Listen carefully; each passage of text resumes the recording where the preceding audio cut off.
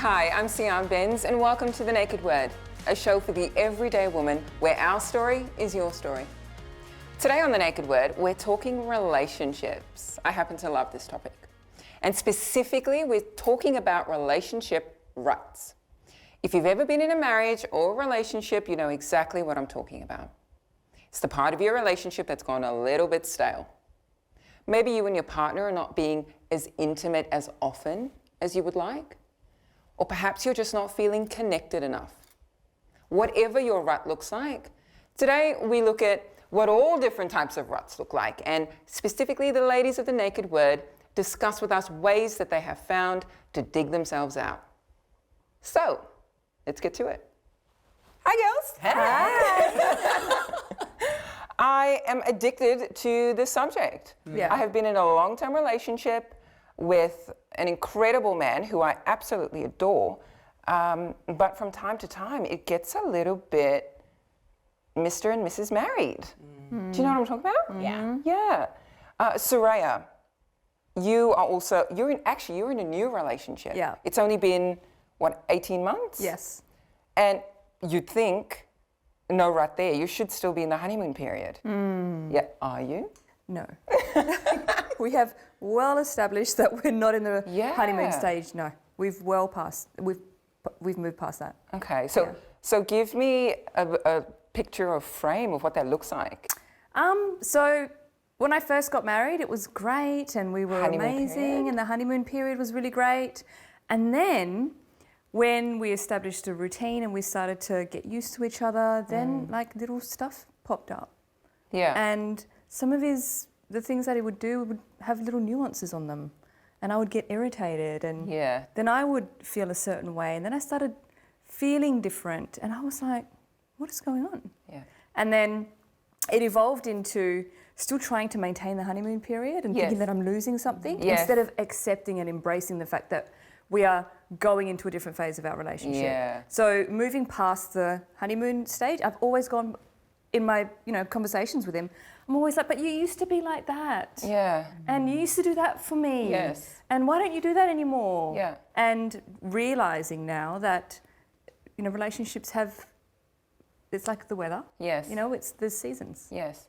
Do you reckon as women, like, as well, we want a little bit of like that excitement and spontaneity in our relationships? Yeah. I think everybody wants that. Yeah. I don't know that that's just a woman thing. I think that's a human thing. Yeah. That spontaneity and that like things just happening, they're really probably just like chemically induced. Do you know what I mean? Like, when we fall in love, we get all of those feel-good hormones happening. And they make us do lots of different things for each other. Yeah. And when that goes away a little bit, we feel like spontaneity is disappearing. Yes. Yes. That's my experience anyway. Yes. And then it feels like, okay, because the spontaneity's not there, we're not the same. Yeah. So therefore our connection's not the same. Yeah. And we're not as close as we were. Yes. So now we need to figure that out. And fix it. Yes. Now. We need to talk about it.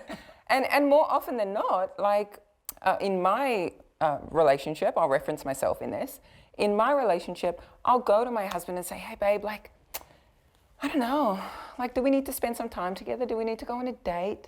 I'm not actually saying what I'm really feeling. What I'm really feeling is, this is stale. And what I'm trying to do is give him the solution and prompt him to do it, as opposed to just going, why are we here? You want And them how to do we get out? organise it, don't you? You Yes. want them to organise date night. You want them to lead, because that's hot. Yeah. That's really sexy. Hey, babe, don't worry about it. When you get home from work tonight, all I want you to do is jump in the shower. I've organised the kids, and I'm going to take you out on a really beautiful date. I've had to teach my husband how to do that. Do that for me anytime. Teach him. Yeah. Because he was like, where would you like to go? What would you like to do? Yeah. Yeah. And so I was like, but it's not the same. Like, Yeah. you used to organise things in the beginning in the honeymoon period. Yes. And then it became more of a, teamwork, which I love. Yes. But, there are some things I'd like him to step into, which is the leadership in regards to the dating and still maintaining creating the date Yeah, nights. because you very much like him to be the head of the household. Yeah, absolutely. Leading your family. What are we doing? Where are we going? Tell me when to show up. Yeah, so not so much the head of the household, just him. So there's roles and responsibilities in regards to where he sits, and I really am I'd like to be involved in all the discussions and all the decisions. However, there are things that I really am attracted to in him, and that is to be able to go, okay, things aren't going well, let's do this. Yeah. Take more of a directive approach, being proactive and going, okay, if things aren't going well, this is what I'm going to do. And it's so easy to lose that when you're in the hustle and bustle of everyday life. Yeah. I mean, we say this all the time on this show. Women have so much to juggle, physically and emotionally and psychologically, in all areas. Yeah. Friendship, kids, relationship, family, the list goes on. Work, career. Don't talk about if you have your own business. Yes. While it's all equally hard, of course. But specifically for you, I mean, I've seen you struggle with that in that journey. Yeah, absolutely. Relationships for me has to be one of the most best places. I love relationships. Yeah. I love being married. I love that whole love topic. Yeah. But it's also been the most hardest. Well, tell me what the struggle looks like specifically. Yeah. So when I'm in a rut, I can see, like looking back, I can see where I get into it, and it's stepping into being a mum and being a wife. And I do everything for everyone. I'm being all things to everyone. Yeah. I'm running around doing the errands, making sure things are done around the house, and making sure that I'm showing up for my business as well. And so there's a lot that I'm doing, and I forget to actually sit down and instead of telling my husband what to do, being able to sit there and tell him what I want. Yes. Oh, that is so big. Instead of telling him what I want, I sit with the frustration. Yes. And then because I don't have time, or I'm always doing things, I don't take the time to sit down and tell him what I want. Then when I do sit down, it comes from a place of frustration. So your rut, what I'm getting is your rut looks like busyness. Yeah, being busy and making sure that I'm fulfilling all the things in the relationship, with the school and the kids and the So what happens husband. then? Do you explode? Where does your rut sort of hit I never really explode, but when I'm having a discussion, he's just like, yeah, no problem. I'm doing everything. And then all of a sudden, we need to sit down and have a conversation. And I'm full of frustration and resentment because I'm just trying to handle it all instead of actually speaking up about what it is that I need and want. Yeah. And being direct with that. Yes, men love it when, well, I won't generalize. My man loves it when I'm direct. He loves direct instruction. So like date night, I think we should go out, babe. Like, I really think we should go to dinner. What do you think? That to him, that's not a direct instruction. A direct instruction is, babe, I'm feeling super disconnected from you. Let's spend time together. It's clear and it's directive. And then he's like, great, let's do it. I'll organise the kids, and he's on a roll. Deanna, what does your rut look like?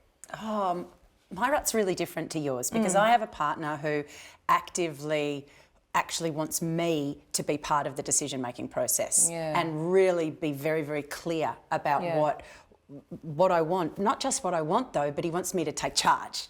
He wants to be able to let go of all of the control and the doing and the making decisions, and he wants me to step up and make decisions.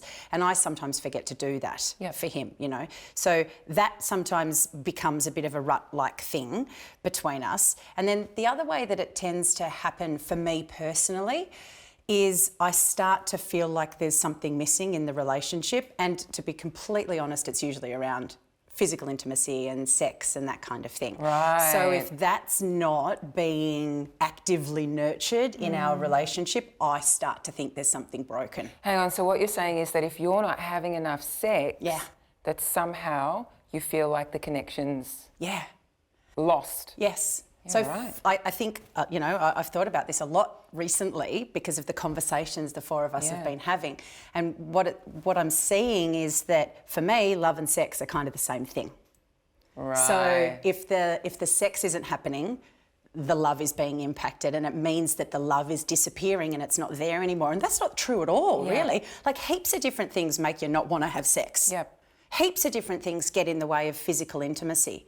And I very recently had some surgery that meant I couldn't engage in full physical intimacy for about 3 months. Yeah. And it was revolutionary. How was that? Revolutionary. It really, really brought up for me that big connection between sex and love. Yeah. And when I got to put sex down, when I got to put physical intimacy to the side because I wasn't allowed, I could not engage in that, it gave me the freedom to just really explore what love was outside of that. So when I just want to sort of get an understanding. Yeah. So that experience of, well, we need to have sex because we're not, that means we're connected then if we're having sex.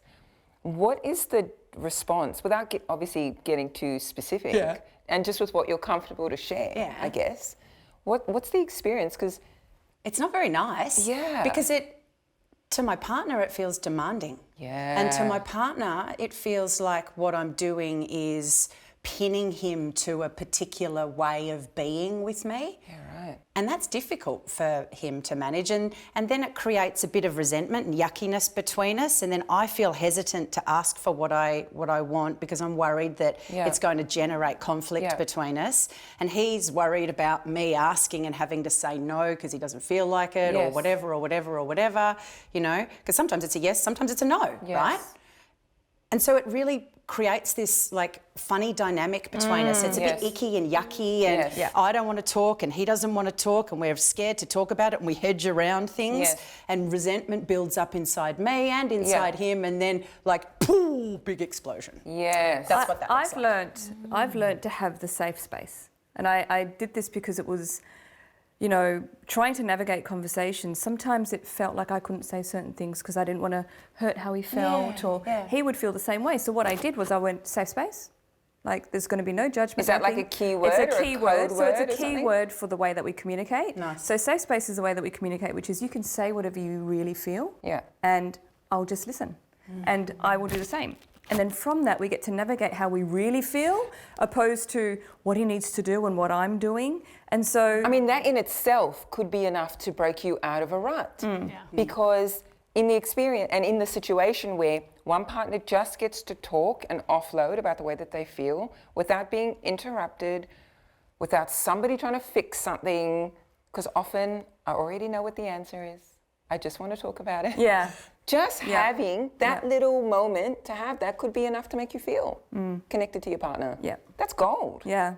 That's gold. Yeah, because like earlier when we were talking about, making decisions together, there's times where I want him to lead. Yeah. And he's like, you want me to lead, but then when I make this decision, you're telling me not to and I should be involved. And he gets confused. And I'm like, there's certain places where I would like you to lead and then there's certain things that we should be doing together. And having really a lot of discussions around what I actually would like and what he can do as well and what he likes, and really navigating through both of us and where we're at individually and coming together has been a process. Yeah. It's been a massive process.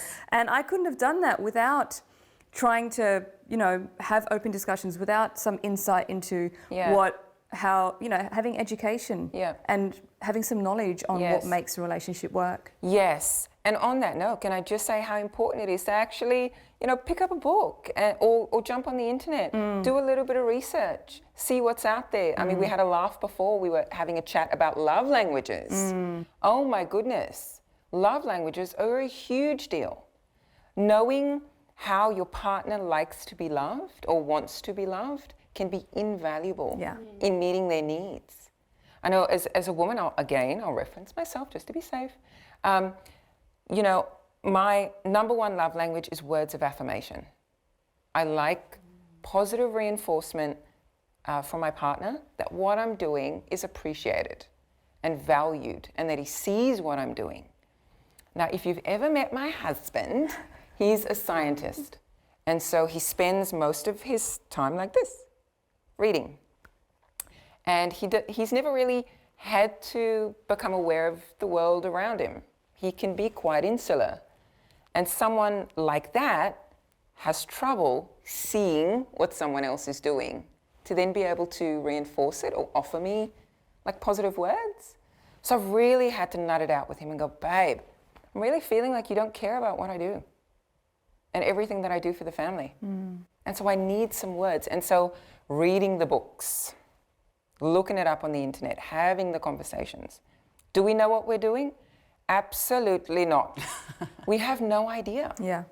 We've got no clue. Yeah. I find it so super sexy when I see a man doing stuff around the house that I know I can't do or I could do, but I just don't want to do. Yeah. And then I go, oh, that job got done. And I'm like, whoo. Yeah. Whoo. Yeah. So acts of service is definitely mine. Yes, yes. And if you're watching this and you haven't read that book, I highly recommend. If you're trying to break out of a rut, it's a great tool. It's a great tool. So how do we get out? What strategies have worked for you? Well, I think I had a strategy imposed on me. Yeah. Right, which is really interesting. Like my environment went, and this, you're doing it like this for a while now. Yeah. And I've learned a lot from that process, and I think that's what I'm going to carry going forward. You know, like the next time something like this comes up for me, I'm going to remember this process. And my partner and I have had lots and lots of conversation, because we found ourselves in a situation that was new and different for us. Yeah. And we've talked lots and lots and lots about it, and really openly. And the best thing about it was, because it was about a medical thing that needed to be resolved, it wasn't about me and him.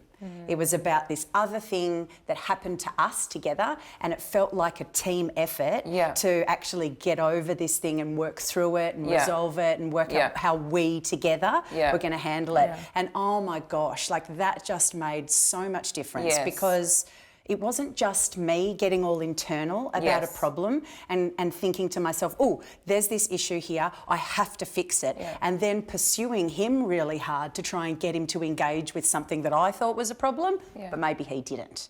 So I think coming at it as a team is going to be a really big deal for me in the future. So that time that you had when you weren't able to make love, that was the time where you learnt so much about what you loved about him other than that. That's really Absolutely. And then becoming aware of your own pattern. Yes, very much Becoming aware of what you do when you start thinking, oh my God, there's no sex here and something's wrong. He doesn't love me anymore, the relationship's falling over, things aren't working anymore, we've got no connection, I'm not sexy anymore, I'm not attractive, he doesn't love me, it's all over, it's inevitable. And do you ever, so here's the question, girls, do you ever think about, like, when you're in that rut, do you ever look at the future of your relationship and go, oh my God, it's going to be like this for the rest of our lives? Yes. And I'm going to die. Yeah. Because that's how I feel. When we're in a bit of a lull. Mine doesn't go to die. It's like, oh my God, the relationship's going to end. Being in a divorce and going through that breakup was heartbreaking. So I'm trying to do everything I can with what I know and to push it forward where I really need to put the brakes on. And just go, okay, just let it grow organically. Just trust. Just be okay. Not so what's your strategy? Everything. What's your number one strategy for getting out of the rut? So most times when I feel that frustration and there's a lot of emotion in me and I start to get real blamey and I'm like, it's him. The first thing I do is go, are my expectations meeting reality? Because every time I have an expectation doesn't get met, I go to straight disappointment. And it's like, he should know he needs to buy me flowers, or he should know to take me on a date, or he should know what I like in the morning. He should know this, or he should know that. Instead of having a conversation and being open about what it is that I need. And having realistic expectations has really helped with my own emotions in regards to feeling insecure or feeling angry. So having realistic expectations and also meeting that with telling my husband and having open discussion around what it is that I actually need from him has been super game-changing. Super helpful. Game-changing. Super helpful, I think the number one strategy that works for me when I'm in a rut is to talk. Just to talk. Babe, something's not right. Even if I'm not direct right off the bat, the way he likes it, at least when I start talking and the words start coming out, the message I'm trying to convey is in there somewhere. Just stick around with me and we'll get to it, I promise. But just talking. Instead of just climbing into bed at the end of every night and sitting there, night, babe, night. And then that's it. And then laying there going, this is shit. That's the worst. Start talking. Lying in bed at night next to the person that you love, feeling like everything is awful and broken and not working is so lonely. It's so lonely and really sad. And when you don't talk about that, it gets stuck inside and it just festers and grows and things get blown out of proportion. And I don't think I've ever felt lonelier in a relationship than when I'm stuck in my own processing and thinking and ruminating about the rut, and I'm lying in bed. I feel like there's this huge space between us in the bed, and that's, I don't. It sucks. Yeah, I don't want that. Would not recommend. Yeah, 1 out of 10. Would not do again. Thank you so much. That was so insightful. Thank you for your contribution. No Thanks. problem. I love you girls. Oh, I love you back. And thank you so much for watching The Naked Word. We'll see you next time.